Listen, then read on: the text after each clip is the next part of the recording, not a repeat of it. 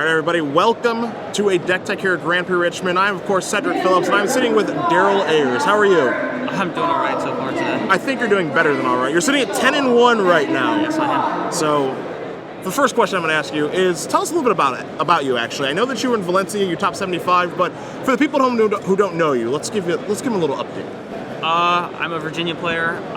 Even though I do go to a lot of events like this and Star City Opens, I kind of consider myself a casual player just because I only play the game for fun. I don't travel like 10-hour car drives. I just go to the close stuff, and sometimes I do all right, and that's just, an added benefit for me. So what he didn't mention is that he's modest, because you've been playing a couple Pro Tours. I know you were a Pro Tour return to Ravnica. Yes, you were in Valencia, where you did top 75, and at Valencia, top 75, you played Scapeshift. I did. I played that there too. Now, you've been playing Scapeshift for a while? 7 to 8 months. Okay, and what draws you towards that deck? Well, it's kind of funny. I just love lands. And Okay. when I say I love lands, I mean, I don't like Tron lands. I don't like Wasteland. I like basic lands. I just like tapping for single colored sources of mana. Okay. And this deck puts a lot of lands into play. It gets to play cards like Cryptic Command, which is one of my favorite cards. Okay. Lightning Bolt, which every single time I have won money at any event ever, I think I've played 4 Lightning Bolts in all of my decks. Okay. Now, obviously, the goal of this deck with Scapeshift, you've got the old sorcery, you've got Valakut, you want to put a bunch of mountains in play, dome them all at the same time. Now, in Valencia, I know that you're aware that some people were playing Scapeshift. Team Shadow Fireball were playing more of a red-green version of Primeval Titan. They had Prismatic Omen, a much more different approach. You're playing the blue approach. So before we get to some of the blue cards that you are playing, why do you choose the blue approach as opposed to just the straight red-green kind of overwhelm you with lands approach? Well, if I wanted to play a combo deck, I'd play a better combo deck than Scapeshift. Okay. Scapeshift isn't a combo deck, it's just a control deck. Okay. And I think that Channel Fireball tried to make it a combo deck, and I think that's where they messed up. I know that they have Ben Stark on their team, so whenever he plays a deck that has mountains in it, he just forces 4 Primeval Titans in it. Okay. And it's Ben Stark, so. Sure. And like I said, it's just a control deck. I just play draw go almost, minus ramp spells, like a few ramp spells, a removal spell, a counter spell, and then eventually, instead of killing them with Sphinx Revelation or Cruel Ultimatum or whatever floats your boat, it's just a 4-mana sorcery called Scapeshift, and that's when they die. Okay. Now, blue cards that he's playing, because again, he's got blue splash we'll say, but as you said, you're a control deck. That means if you're a control deck, you've got counter spells. You mentioned Cryptic Command, you mentioned Remand as well. 2 cards that are in your deck. How have these worked out for you so far this weekend? Well, Cryptic Command's obviously insane. It's against Affinity, it taps their guys, it bounces their plating. Against everything else, it counters, it draws. I mean, it just does what Cryptic does. And its secret ability on Cryptic is when you're playing against Boy Red, they have to play kind of draw go, and then the only way they have to pressure you is to bolt you into the instep or electrolyze you. And whenever they electrolyze me and I'm on the play, or usually not the draw, as long as I have some good stuff in hand, I will just play Cryptic. They'll start to bend their electrolyze. I'm like, stop! I'm bouncing your land. I'm drawing a card. Okay. And it just then you have 5-6 lands and they're sitting on 3 or 4, and then you can just push through your Scapeshift with a Remand and they can't do anything else. So you want to obviously use this to get a land advantage, but Cryptic Command is super versatile, so there's a lot of things you can do. I can't tell you what it does. It has it says 4 modes, but I feel like I could write 4 more on the back and that wouldn't be enough. And you would probably use them a lot over the course of the tournament. Now, the red cards, you mentioned Lightning Bolt. You say this card is obviously huge for you. It's a big player in the modern format, but we have a little Fire Spout here. Is this because Wild Nakado's back? Is that why we need this? Well, this deck has always played Fire Spout just because it fits better on the curve.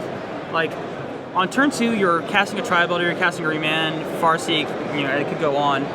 But, you said it's splashing blue. In my opinion, it splashes red. There's only 6 red spells on the main deck. Okay. But for some reason, there's 12 red sources in my deck. Okay, sure. So, Fire Spout kills Wild Nikado. A lot of people have been saying, why aren't you playing Anger? That's just bad. I tried Anger for a while. I literally could never cast it. Okay. There's 12 red sources in the deck. You never search for them. And Fire Spout does it fine. I mean, Anger's better against Pod, but Pod's already a good matchup. So, in my bad matchups, the Affinity's a little rough sometimes. Zoo can be a little rough if they're on the play.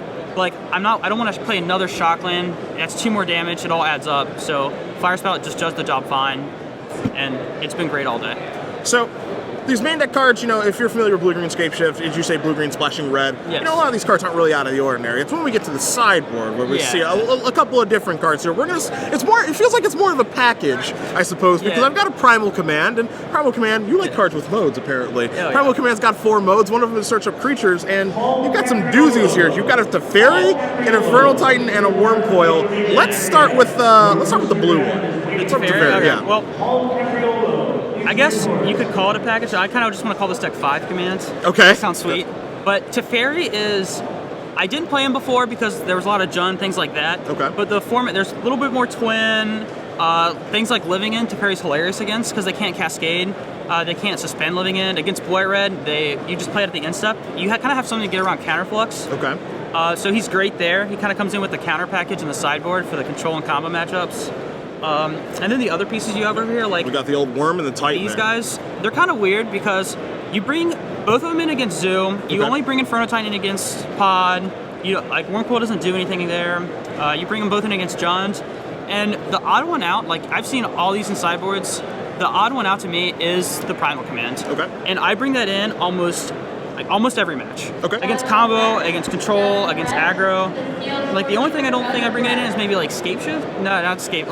I bring it in the mirror too. I'm sorry. Affinity. I'm sorry. Okay, sure. Because in the control matchups, you just go bounce your land, find a creature. I can find a Snapcaster, do it again, or I can find a Teferi, and they have to fear that for the rest of the game. Okay. Against Zoo, you just say gain 7, find a guy, and you just slam a Wurmcoil down. Or against Pod, you just put their Pod on top, shuffle it away, or you can put it on top and then Inferno Titan the next turn, just wipe their board every single turn. Okay. It's got some versatility, obviously. I will tell you, Inferno Titan secretly has Death Touch, but the Death Touch is just for players. Okay, sure. It just has Death Touch for players. Okay. Now, these are kind of basic once you look at it. Another thing that's a big change is I'm only playing 1 Obstinate Bailiff right now. Okay. And that could go to 0, it could go to 2. It's really a flex spot because it's alright against Zoo. You don't see a lot of Lilianas anymore.